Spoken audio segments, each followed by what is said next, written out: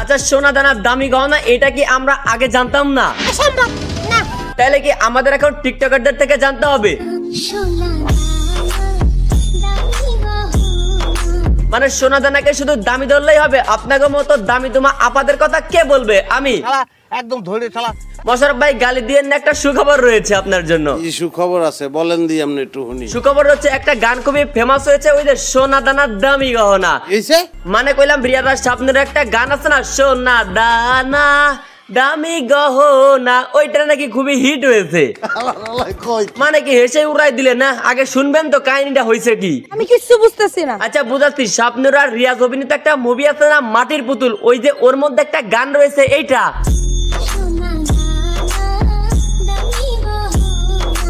হ্যাঁ এটার কথাই বলতেছিলাম, টিকটকে গিয়ে দেখলাম এই গানটা খুবই চলতেছে, বলতে পারেন একদম ট্রেন্ডিং এর মাইরেক ভাব করে ছেড়ে দিয়েছে গানটা। এখন ট্রেন্ডিং এর মায়ের বাপ কেন বললাম জানেন? এই ভিডিওটা দেখেন, দেখা কিছুই বোঝেন না, আর আমার কথাটা তো মাথা মনটা কিছুই বোঝেন নাই, তাই তো? আমি ঠিক তোমার কথা বুঝলাম না। ভিডিওটার পেছনে একটু ভালো করে লক্ষ্য করেন কি লেখা আছে, আজ সুন্নাহ ফাউন্ডেশন ত্রাণ কার্যক্রম। না মানে কোনো অভিযোগ চাইলেও দিতে পারতেছে না, তাই বলে বোন এমন একটা মানবিক ফাউন্ডেশনের ব্যানারের সামনে এমন কইরা নাচ।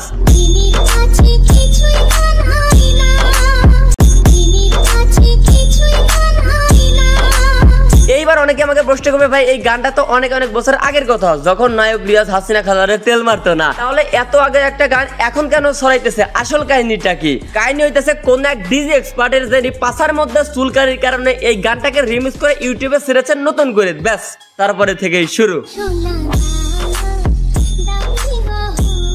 না এগুলা ঠিকই আছে, মাইয়া মানুষ এমনি গহনা পছন্দ করে, তারপরে যদি এমন একটা গানে গানে গহনার কথা মনে করায় দেওয়া যায় তাইলে আর খারাপ কি? এই যে এই অবধি ঠিকই ছিল, কিন্তু ভাই এইগুলা কি? এইটা দেখে তোর কি ভাই মন হইতেছে না ভাই যে রিমিক্সটা বানাইছিস যে তোর ভুল হয়েছে? ভুল করেছি রে, আমি অনেক বড় অন্যায় করে ফেলেছি। কেটে কেটে মাপ চাইলে তো ভাই আর মাপ করা হবে না, এই রিমিক্স বানানোর জন্য আমাদেরকে এখন এইগুলাও সহ্য করতে হইতাছে। মানে দুইটা বড় বড় সাইজের সুপারি নিয়েও মাইয়াদের মতো নেচে গেছে গহনার গান গাইতেছে, ভাবা যায়? ওই গহনা কোন জায়গায় পড়ে এইটা এখন সব থেকে চিন্তার বিষয়। সালার এদেরকে আমি কোনোভাবে প্রোটেস্ট করতে পারলাম না। তুই প্রোটেস্ট করার কি না না আমি প্রোটেস্ট করার কেউ না, কিন্তু কাকা ট্রেন্ডিং এ ঘা পাসানোর জন্য এগুলা করতে হবে। দেশে মনে করেন যে আগেও প্রতিভাবান লোকদের অভাব ছিল না, শুধুমাত্র ছাত্রলীগের ভয়ে তারা আত্মগোপনে ছিল।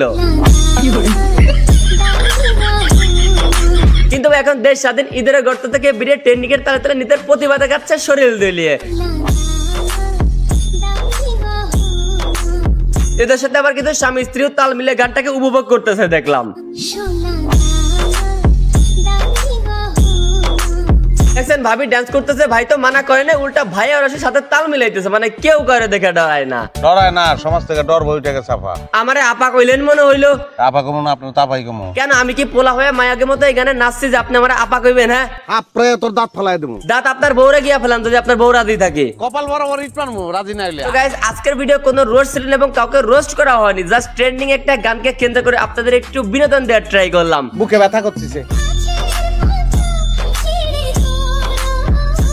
আজকের ভিডিও এই পর্যন্তই। ভিডিও কেমন লাগলো কমেন্ট করেন, ভালো লাগলে লাইক করেন, পেজ থেকে দেখলে ফলো করেন, ইউটিউব চ্যানেল অবশ্যই সাবস্ক্রাইব করেন।